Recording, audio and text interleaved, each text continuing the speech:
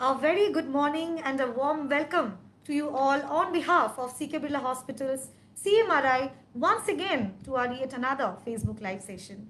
Well, today it's a pleasure of mine to have with me the man who doesn't need an introduction and who is the director and head of the Department of Pulmonology Unit, CMRI, none other than Dr. Rajadhar with me. So, welcome once Thank again you. to this session. So, sir is here today and he is going to share more knowledge about the second strand of COVID.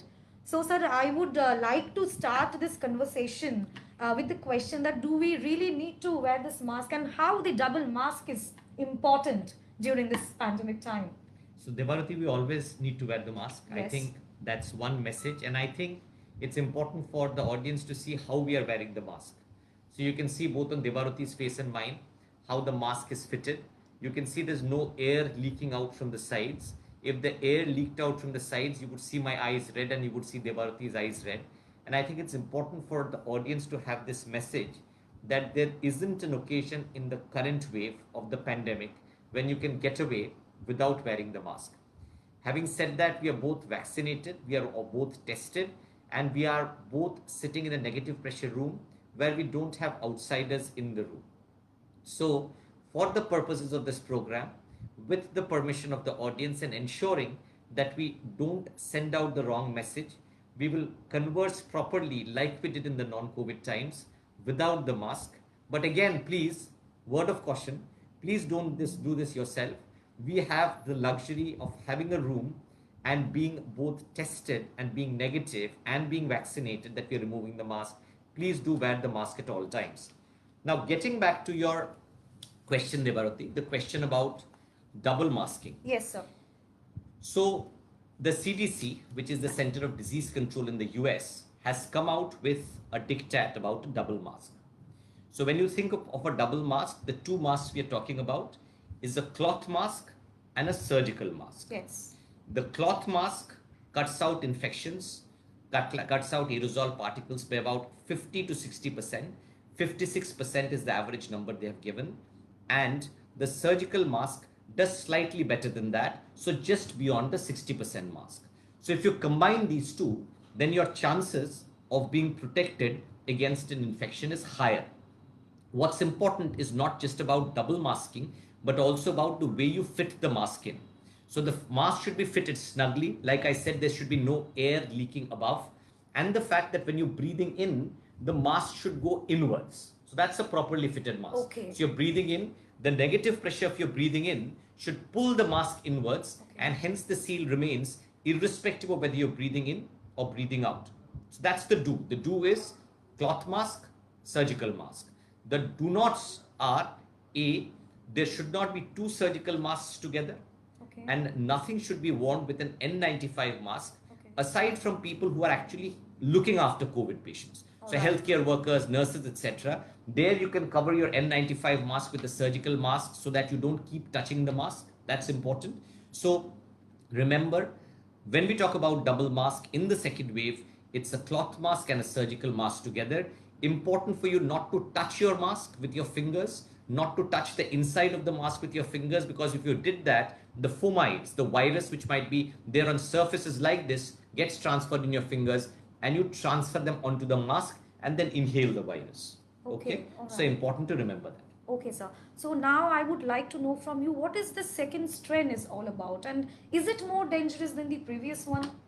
So we've spoken about this on multiple occasions before, but for the sake of reiteration, and it's important to reiterate that any virus, any respiratory virus, when it moves from one individual to the other, changes form to a minute extent. So that's a mutation, change Okay. in form of the virus. Now, when it moves to one from one individual to the other and then to a third and then to a fourth, you understand that the change in the strain, in the mutant strain of the virus is greater. If there's mixing between a person from Maharashtra and from Kolkata, for instance, so Mumbai and Kolkata, for instance, or from London and Kolkata, the mixing would be greater and you would tend to transfer mutant strains which are available in a different state or a different country to a person from another strain, another state or another country. Right? Okay. Does that make Okay. sense? So that's how mutant strains develop. The double mutant, the triple mutant strain is hence the virus replicating in a manner which is slightly different to what it did before, and the transference of the virus results in greater change. Normally, when a virus gets transferred from one person to the other or undergoes a change, the change is normally a favorable change.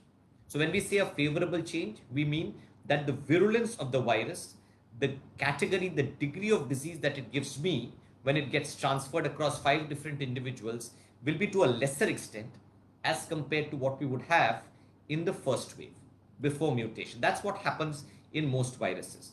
However, the peculiarity of COVID 19 seems to be that while the virulence might still be a little lower or equal, the infectivity, the transmissibility of the virus seems to be greater. The different studies, some studies quote that the transmissibility is no greater, some studies quote that it is greater. In my personal experience and in the experience of our team here at CMRI, we feel that the transmissibility is greater.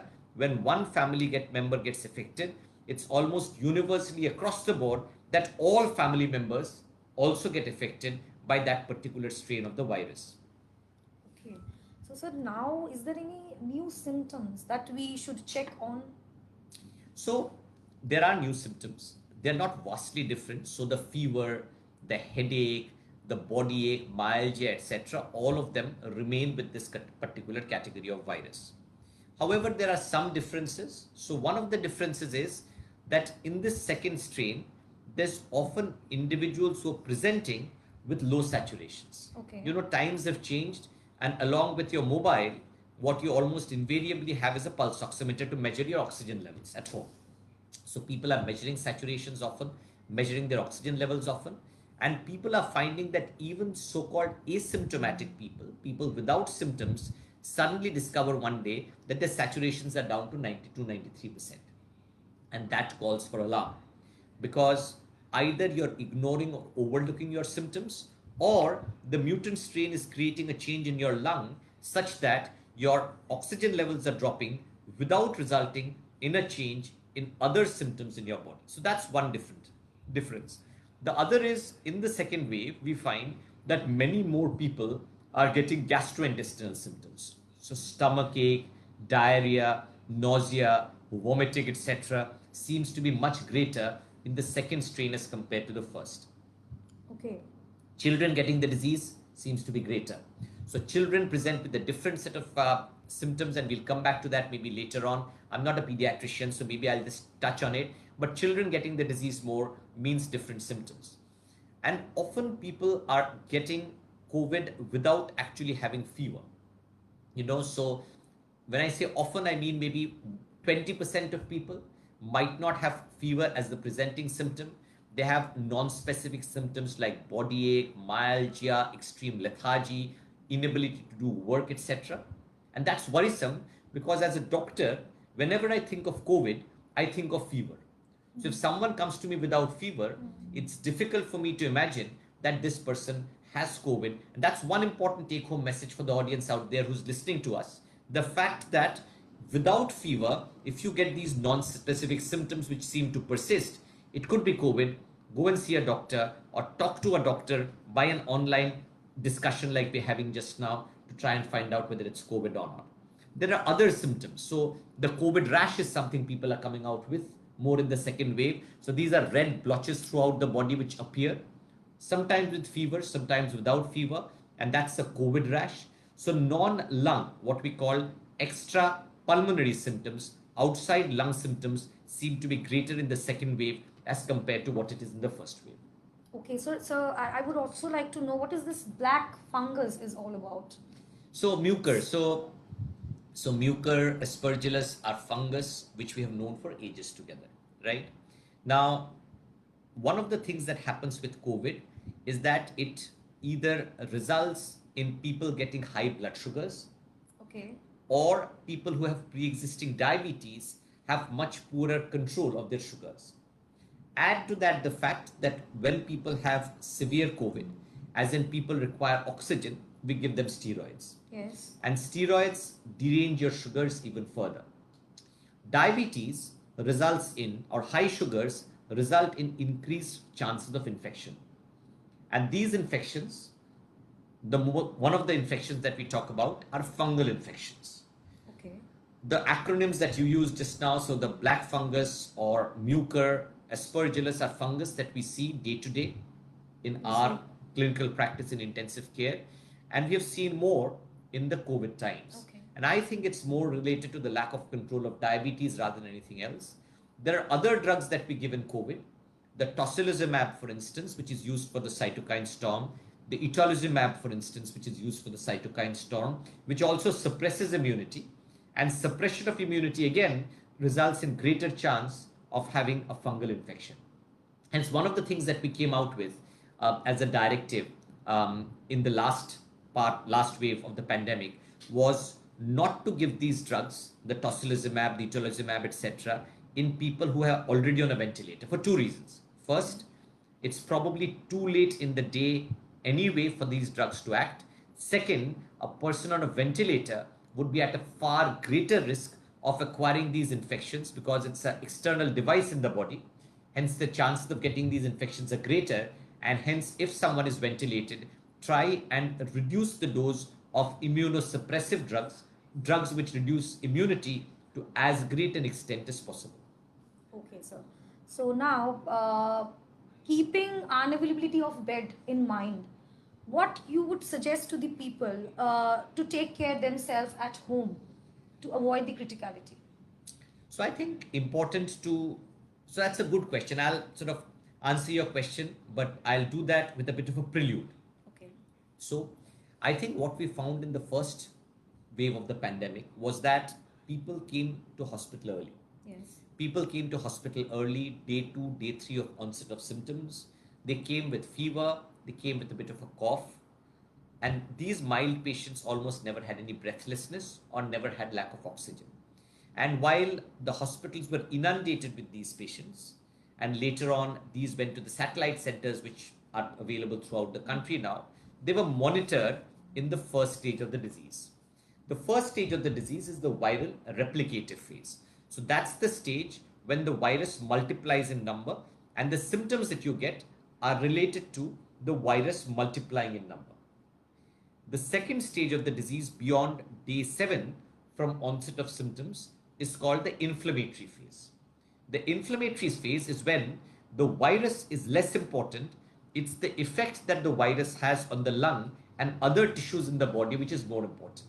So the lungs, for instance, will swell up at this stage. It will become the membrane which results in exchange of oxygen and carbon dioxide. That becomes impaired and your oxygen levels hence start dropping in what's called the inflammatory phase of the disease. So in the first phase of the disease, it's antivirals which are most important. In the second phase of the disease, it's the steroids, etc., which are more important. And hence monitoring of the disease, even if you're home isolating, is so very important.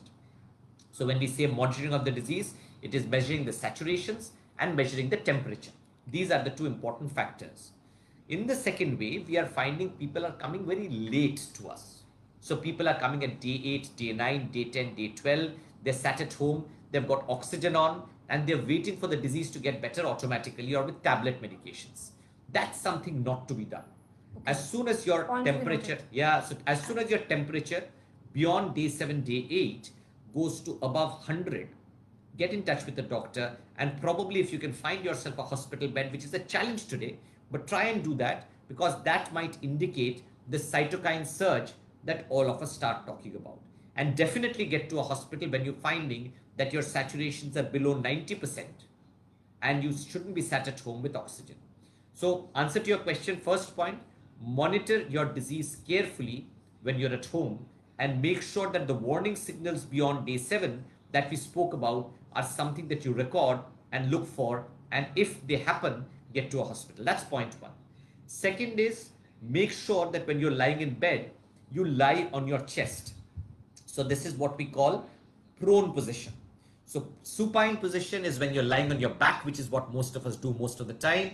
Lying prone is when you lie like this. So head on one side, you're lying on your chest, your legs are extended. So Banglaয় বলতে গেলে উপর হয়ে শোয়া, lying on your chest is what we are talking about.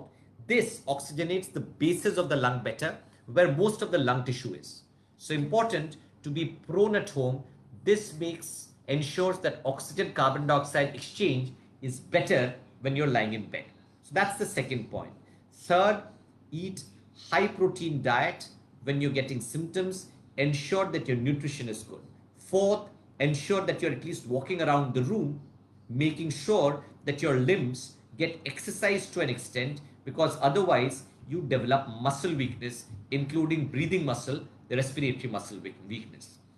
Fifth, it is not just enough to measure your saturations, your oxygen levels. It's important to walk around, maybe walk for 5 to 6 minutes, measure your oxygen levels before you walk, measure your oxygen levels after you walk, and if after you're walking, your saturations drop by 5% or more than that, it's a signal that you might be going into a cytokine storm and you need to get in touch with the doctor. So please don't hide at home.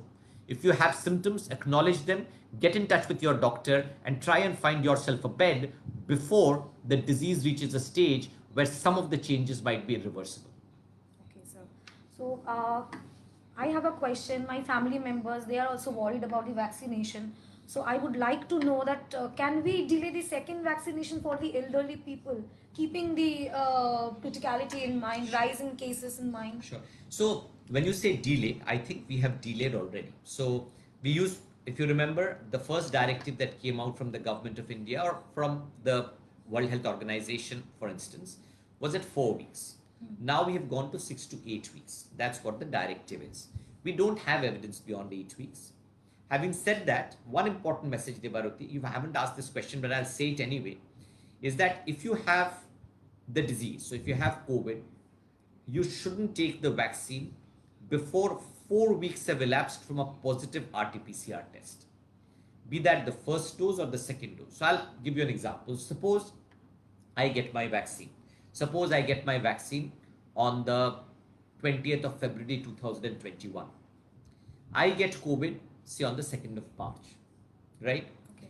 So if you look at 6 weeks, my vaccine would normally be due by the end of March, beginning of April. Right. However, if my positive RT-PCR report is from the 2nd of March, I would give it at least 2 to 6 weeks. So I would probably do my vaccination, the second dose of my vaccination, beyond the 10th of April rather than doing it in the first week of April. So there has to be a 4 to 6 week gap between having COVID and getting the vaccine. And it doesn't matter whether it's your first shot of vaccine or the second shot of vaccine, that interval has to be there between getting COVID and getting the vaccine. Okay. Sir, how to identify the breathlessness in this time? How to identify it? So I think we spoke about walking, Yeah. right? So one of the challenges, your question is very relevant, Devaruti, because one of the challenges that we have faced in this disease is patients are happily hypoxic. So hypoxic is lack of oxygen. So patients, when they put the probe on, they find their saturations are low, but they don't feel breathless. And that's because in this disease, unlike some others, the lung retains its sponginess for a long time. People feel breathless because disease causes their lungs to become stiff or causes narrowing of the breathing tubes. So the breathing tubes are either narrow or the lungs are stiff, and you breathe faster, which makes you feel breathless. Okay. COVID does none of these. Okay. The lung retains its sponginess. However, the membrane, like we said, where oxygen carbon dioxide exchange happens, that becomes thickened and hence the exchange is impaired. The lung remains spongy. So people drop their oxygen levels, but they don't feel out of puff, they don't feel breathless. And that's an important message. So measuring saturation is important. Walking and measuring saturations is important. Often the individual might not feel breathless, and not feeling breathless and having low saturations still entails that you should go and visit a doctor. Okay, sir. And how the oxygen cylinders and the oxygen concentrator can help in COVID-19? So they help a lot. I mean, this disease, like we have all said, causes people to drop their oxygen levels, right? And if someone is dropping their oxygen levels, the immediate solution, and the word immediate is important, audience. So the immediate reaction is to give oxygen. However, just giving oxygen does not translate into treatment. So the treatment, like we said, if you're needing oxygen, if you've dropped your saturations, you should immediately try and contact a doctor or get to the emergency or get to a hospital where you can get admitted. Because if you're just sat at home taking oxygen, the disease, which is the COVID-19 pneumonia here, will keep progressing and your oxygen levels will keep dropping till you might need support aside from oxygen, non-invasive or invasive mechanical ventilation. If you need those, then your chances of surviving the disease will fall significantly.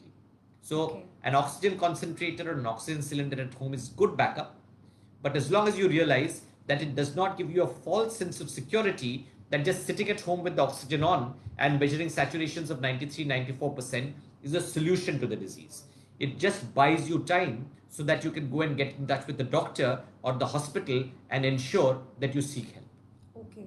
And so where we are standing right now, where we are standing, like we are going up, we are the virus load, we are going to about to finish with this virus, or what did you So I know say? I don't think we are about to finish. I mean, I don't think we are anywhere near the finish. Unfortunately, I'm sorry. I know this sounds a sort of doomsday like thing, but I don't think we are anywhere near finishing off. So I think Kolkata, Bengal, I think is probably 2 to 3 weeks away from peaking. So I think our peak would be somewhere around 35, 40,000 cases a day. And I think that's probably going to happen in another 3 weeks' time, maybe third week or fourth week of March is what we are looking at. However, that's not the challenge. The challenge is what about the third wave? What about the fourth wave? And I think these waves will happen. We are keeping our fingers crossed that as we go from wave to wave, the waves will be of a lesser magnitude. They will be of a lesser virulence. And then at one point of time, the disease will stay in the community, but to a lesser degree, and it will be something like a common cold that people get from time to time. There won't be any morbidity, there won't be any physical disability or deaths from this disease going forward. But we need to plan for a year, 2 years. Life has changed for us. I think it will be same or maybe marginally better going forward. And all the social norms, we started off talking about the mask. The mask goes on back again while I go and start my COVID work. And Devaroti puts her mask on also. So you guys keep the mask on. Make sure you sanitize your hands properly. Make sure that the physical distancing that we don't have just now but should have remains at all times. Even within the home, if you've got outsiders, make sure that the physical distance is something that you get. This is one disease process, friends, where helping yourself, keeping yourself safe means that you're going to keep the society safe, your loved ones safe, your friends safe. And let's all join hands, because if we don't, the end is not far from us. But if we do, if we join hand, positive message is that we will overcome, we shall overcome this menace. Oh yes, sir. Thank you so much for this enriching session, and I know how valuable time is for you. In each life, you are saving a life, sir. So All of you stay safe. Thank you, Devarati. thank Lovely you so talking much, to sir. you. And for my viewers, I would like to say, if you still have any other information, other queries you have, you can always contact us in our helpline number, which is 03340904090. Till then, be safe. Yes, as sir said, we shall overcome, and let's mask up Kolkata. Thank you so much.